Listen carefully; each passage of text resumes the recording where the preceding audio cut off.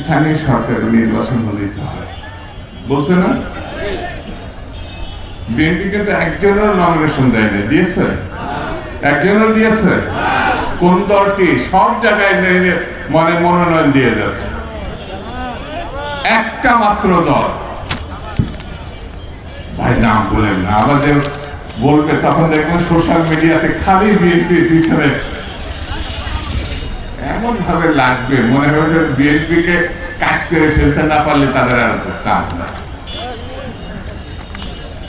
নির্বাচন আমরা এখন চাচ্ছি না, 17 বছর ধরে একটা ভালো নির্বাচন চাইছে,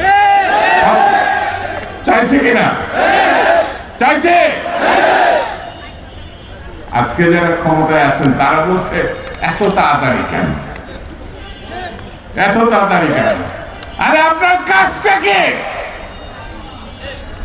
6 মাস হয়ে গেল আপনি চালের দাম কমাতে পারেন না, 6 মাস হয়ে গেল গরিব মানুষ যা ইনকাম করে তা বাড়াতে পারেন না, কাজের সংস্থান করতে পারেন না, লক্ষ লক্ষ মানুষ বেকার। যে বৃদ্ধ মা বাবাটা অপেক্ষা করেছিল তার সন্তান একটা চাকরি পাবে, লেখাপড়া শিখিয়েছে, সেই ছেলেটি এখন বেকার। সেই ছেলে বাপ মার সামনে গিয়ে দাঁড়াতে পারে না, মাথা নিচু করে চলে। সে ভালো সাবজেক্টে পড়েছে, ভালো রেজাল্ট করেছে, রাষ্ট্রের দায়িত্ব ছিল তার একটা চাকরি দেওয়া। আপনি মিস্টার ইউনূস সাহেব, আপনাকে আমি পছন্দ করি, আপনি বিচক্ষণ ব্যক্তি, আপনি দেশের সবল বিদেশের সফল, দেশের মানুষ চেনে বিদেশের মানুষ চেনে, কিন্তু 6 মাসে তো লবণাঙ্কা কিচ্ছু করতে পারেন না, কিচ্ছু কিচ্ছু।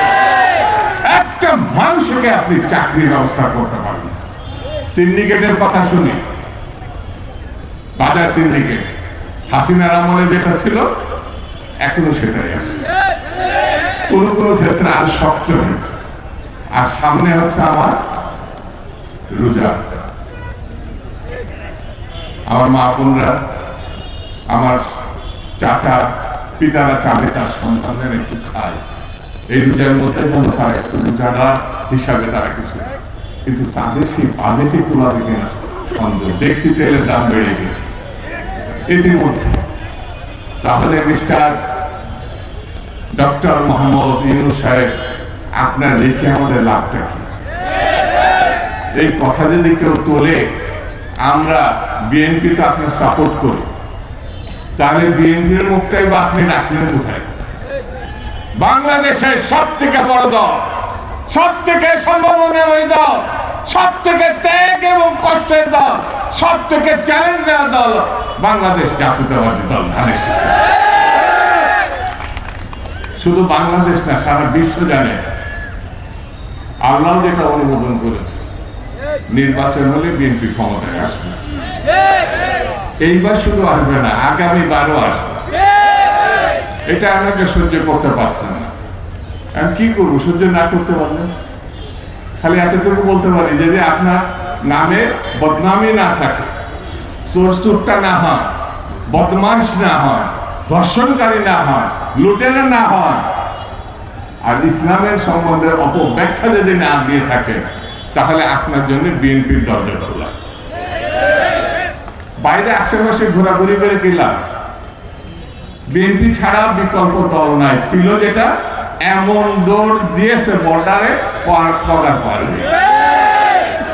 হাসিনা ভাই এর বিরুদ্ধে বলতে অনেকদিন বলছে তার ভালো লাগে, তার বাপ চোর, তার ভাই চোর, তার 2 বোন চোর, তার ছেলে চোর, তার মেয়ে চোর, একটা মানুষ খুঁজে পাবেন না এই শেখ পরিবারে ভালো হিসাবে চিনি। বলেন যদি থাকে এই নাম বলেন, শেখ রেহানা ভালো মানুষ? ভালো ভালো, এটা তো আরো বেশি বদমাইশ। দেশের টাকা নিয়ে গিয়ে মেয়েটাকে পালছে, সেও আবার ওখানে ওই টাকায় এমপি হয়েছে, ধরা খাইছে, শেষে সেখানে গিয়ে এসে তার পদত্যাগ করেছে। দেশের মধ্যে যদি থাকতে লুকিচুরি রাখতো, এ তো গিয়ে লন্ডনে গিয়ে এমন বলা যায় লট